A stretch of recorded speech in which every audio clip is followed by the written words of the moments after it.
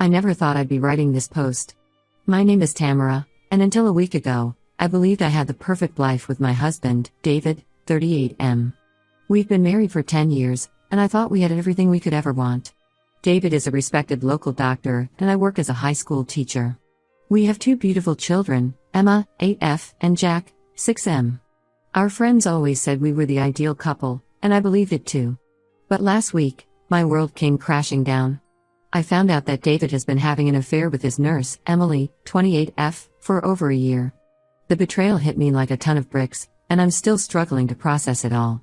It started when I noticed David becoming distant. He was working late more often, and when he was home, he seemed distracted. I chalked it up to stress from his job, but something felt off. Then, I started hearing whispers around town. At first, I dismissed them as baseless gossip. David and I had always been faithful to each other, or so I thought. The truth came out when I received an anonymous text message with pictures of David and Emily together. They were at a restaurant, holding hands and looking at each other in a way that made my stomach churn. I confronted David as soon as he got home that night. I showed him the pictures and asked for an explanation. To my shock, he didn't even try to deny it. He just sat there, looking defeated, and said, "I'm sorry, Tamara. I never meant for this to happen." I felt like I was in a nightmare. David, the man I had loved and trusted for over a decade, admitted to having an affair with Emily for the past year. He said they met secretly whenever they could, using work as an excuse. I couldn't believe what I was hearing. When I asked him why, his answer shattered me even more.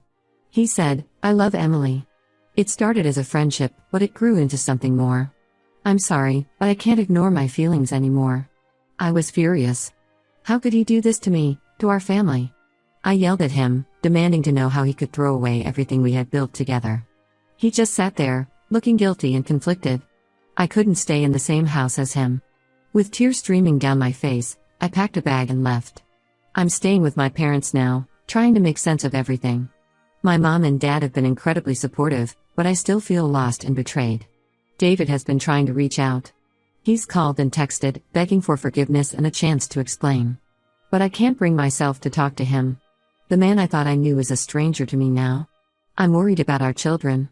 They're staying with David for now, as I didn't want to disrupt their routine more than necessary. But how am I supposed to explain this to them? How can I tell them that their father chose another woman over our family? Emily, the nurse he had an affair with, is young and ambitious. I've met her a few times at hospital events, and she always seemed nice.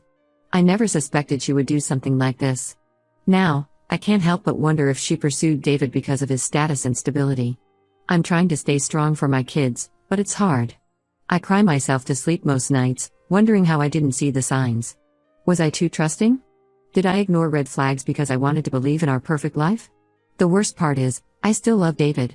Despite the anger and betrayal, a part of me misses him. But I don't know if I can ever trust him again. How can I look at him without seeing his betrayal? I'm not sure what to do next. Should I try to work things out for the sake of our children? Or is it better to make a clean break and start over? The thought of divorce terrifies me, but so does the idea of staying with someone who could hurt me so deeply. I've told a few close friends what happened, and their support has been a lifeline. Some have suggested couples counseling, but I'm not sure I'm ready for that. Others have advised me to lawyer up and protect myself. For now, I'm taking it one day at a time. I'm focusing on my kids and trying to keep things as normal as possible for them.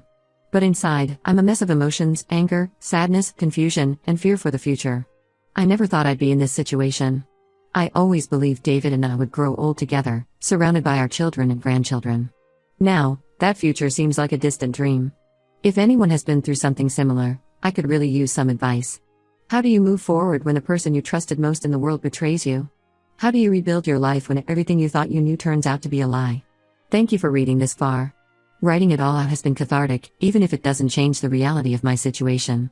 I'm not sure what the future holds, but I know I need to be strong for myself and my children. Update when it's been a week since I found out about David's affair with Emily, and so much has happened. I wanted to update you all and thank you for your supportive comments on my original post.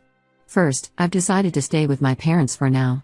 It's giving me the space I need to think clearly and process everything. My kids are still with David, but I see them every day after school.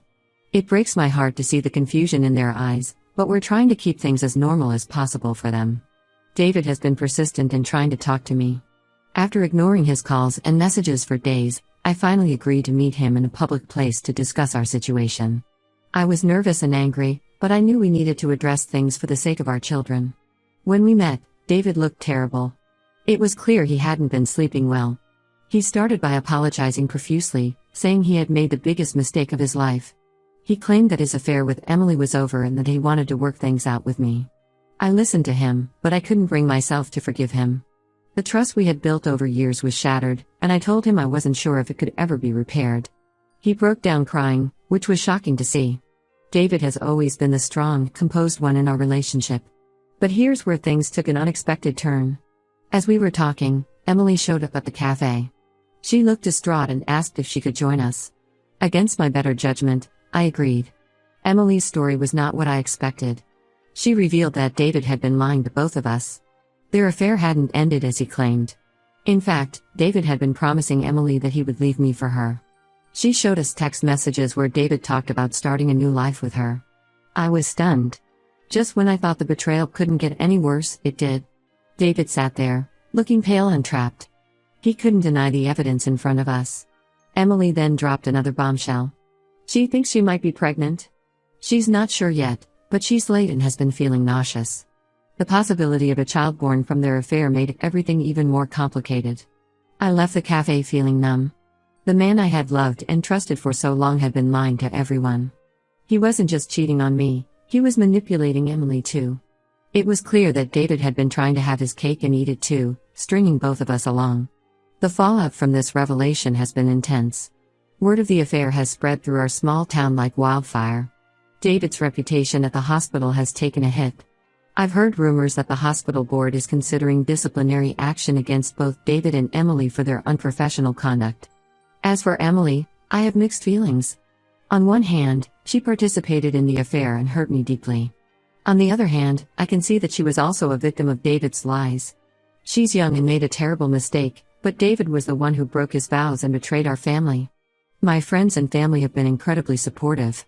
My best friend, Lisa, has been a rock through all of this. She's helped me look into my legal options and has been there to listen whenever I need to talk. I've decided to consult with a divorce lawyer. I'm not sure if I'm ready to take that step yet, but I want to understand my rights and options. The thought of ending my marriage is heartbreaking, but staying with someone I can't trust seems impossible.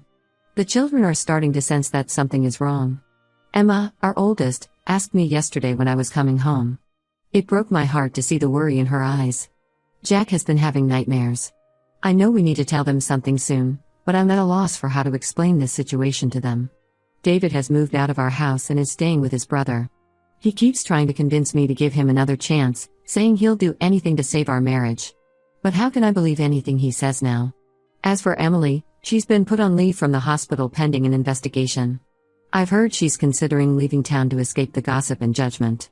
Part of me feels sorry for her, even though I'm still angry about her role in all of this. I'm taking things one day at a time. Some days, I feel strong and determined to build a new life for myself and my children. Other days, the grief and anger overwhelm me, and I can barely get out of bed. But I'm trying to stay focused on what's best for my kids. I'm not sure what the future holds, but I know I can't go back to the way things were. The perfect life I thought I had was an illusion, and now I have to face reality. It's scary, but I'm discovering a strength in myself that I didn't know I had. Thank you all again for your support and advice. It means more than you know to have a place to share my story and feel understood. I'll update again when I have more news or if anything significant changes. Update 2: It's been a month since my last update, and the situation has taken some unexpected turns. I want to thank everyone for their continued support and advice. It's been a lifeline during this difficult time. First, the big news: Emily is indeed pregnant. She's about 10 weeks along now. This development has made everything even more complicated. David is torn between his responsibilities to our family and his unborn child with Emily. It's a mess, to say the least. But here's where things get really strange. Last week, I received an anonymous email with some disturbing information. The sender claimed to have evidence that David and Emily's affair wasn't just a personal matter, but part of something much bigger and more sinister. At first, I was skeptical. It sounded too far-fetched to be true. But curiosity got the better of me, and I started digging. What I uncovered shocked me to my core. It turns out that David hasn't just been cheating on me. He's been involved in a prescription drug scheme at the hospital. He's been writing fake prescriptions and Emily has been helping him distribute the drugs. They've been using their affair as a cover for their illegal activities. I was stunned. The man I married, the father of my children, wasn't just an adulterer, he was a criminal. I felt sick to my stomach thinking about all the lies and deception. Not knowing who to trust, I reached out to Lisa, my best friend who works as a paralegal. She helped me gather more information and evidence. We discovered that several other hospital staff members were involved in the scheme. I was torn about what to do with this information. On one hand, I was angry and wanted justice. On the other hand, he's still the father of my children, and I worried about the impact on them if this became public. After much deliberation, I decided to confront David with what I knew. His reaction confirmed everything. He broke down and admitted to everything, the affair, the drug scheme, all of it. He claimed he got involved to pay off some gambling debts and things spiraled out of control. Emily, it turns out, was more of a victim in all of this than I initially thought. David had manipulated her into participating in the drug scheme, using their affair and her feelings for him as leverage. When she found out she was pregnant, she wanted to come clean, but David threatened her. I was overwhelmed by all of this information. My world, which had already been turned upside down, was now completely unrecognizable. The man I thought I knew never really existed. In a strange twist, Emily and I have formed an unlikely alliance. She's agreed to testify against David and the others involved in the drug scheme in exchange for immunity. It's bizarre to find myself working with a woman my husband cheated on me with, but we're both victims of David's manipulation. The authorities have been notified, and an investigation is underway. David is facing serious legal troubles. He's been suspended from the hospital, and criminal charges are likely. As for our marriage, it's over. There's no coming back from this level of betrayal and criminality. I filed for divorce and am seeking full custody of our children. The lawyer Lisa recommended has been incredibly helpful in navigating this complex situation. Telling the children about the divorce was one of the hardest things I've ever had to do. Emma and Jack are understandably confused and upset. We've started them in therapy to help them process everything that's happening. I'm still staying with my parents, but I'm looking for a place of my own. I need a fresh start, away from the memories and pain associated with the house David and I shared. The support from my family and friends has been incredible. Even some of David's family members have reached out to offer their support to me and the kids. They're as shocked and disgusted by his actions as I am. As for Emily, she's cooperating with the authorities and is focused on her pregnancy. Despite everything, I can't bring myself to hate her. She's another victim in David's web of lies. I'm taking things one day at a time. Some days are better than others. I'm focusing on my children, my job, and rebuilding my life. It's not easy, but I'm discovering a strength in myself that I never knew I had. Thank you all again for your support. It means more than you know. I'll update again when there are significant developments in the legal case or in my personal situation. Update 3. It's been 6 months since my last update, and a lot has happened. I want to thank everyone who has followed my story and offered support and advice along the way. Your kindness has meant more than I can express. First, the legal situation with David has been resolved. He pleaded guilty to multiple charges related to the prescription drug scheme. He's currently serving a 5-year sentence in a minimum security prison. It's still hard to believe that the man I married ended up behind bars, but I've come to terms with the fact that I never really knew him at all. The divorce is final. I got full custody of Emma and Jack, with David having supervised visitation rights once he's released. The kids are still struggling with the situation, but they're in therapy and slowly adjusting to our new normal. We've moved into a new house, and it feels good to have a fresh start. Emily gave birth to a healthy baby boy 2 months ago. She named him Ethan. It's a complicated situation, but I've chosen not to harbor resentment towards an innocent child. Emily and I have maintained a civil relationship for the sake of all the children involved. She's moved to a nearby town for a fresh start and is focused on being a good mother to Ethan. As for me, I'm doing better than I ever expected. The past year has been the hardest of my life, but it's also shown me how strong I can be. I've returned to teaching full-time and have even started taking some evening classes to further my education. I've also started dating again, which feels both exciting and terrifying. It's a guy named Mark who I met through a local community group. He knows my history and has been incredibly patient and understanding. It's early days, but it feels good to know that I can trust and open my heart again. The children have met Mark, and while it's an adjustment for them, they seem to like him. Emma especially enjoys his dad jokes, which I find endearingly corny. Jack is a bit more reserved, but he's warming up slowly. I still have moments of sadness and anger when I think about everything that happened with David. But those moments are becoming less frequent and less intense. I'm learning to let go of the past and focus on the future. One unexpected positive outcome of this whole ordeal is that I've become an advocate for others who have gone through similar situations. I've started a support group in our town for people dealing with infidelity and betrayal. It's been healing to connect with others who understand what I've been through and to help them on their journey to recovery. As for David, I've chosen to limit my contact with him to matters concerning the children.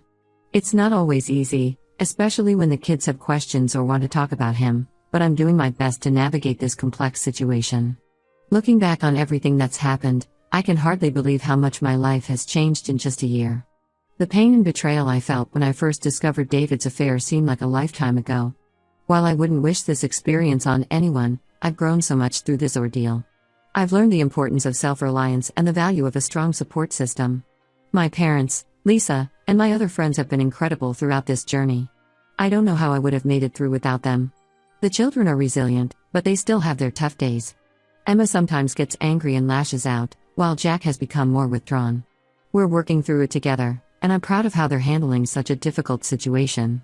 I make sure to remind them every day that they are loved and that none of this is their fault. As for my relationship with Mark, we're taking things slow. He's patient and kind, and he understands that trust is something that needs to be earned over time.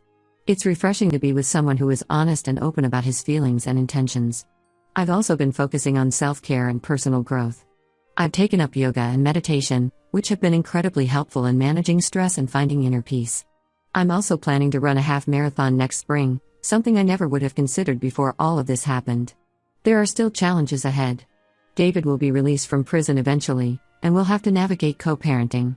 Emily and Ethan will always be a part of our lives in some capacity. But I feel equipped to handle whatever comes my way.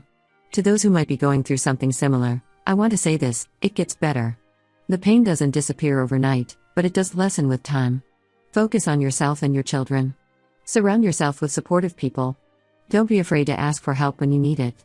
I'm not the same person I was a year ago. I'm stronger, wiser, and more self-aware. While I wouldn't have chosen this path for myself, I'm grateful for the growth and self-discovery it has brought. Thank you all again for your support throughout this journey. Your kind words and advice have been a source of strength and comfort.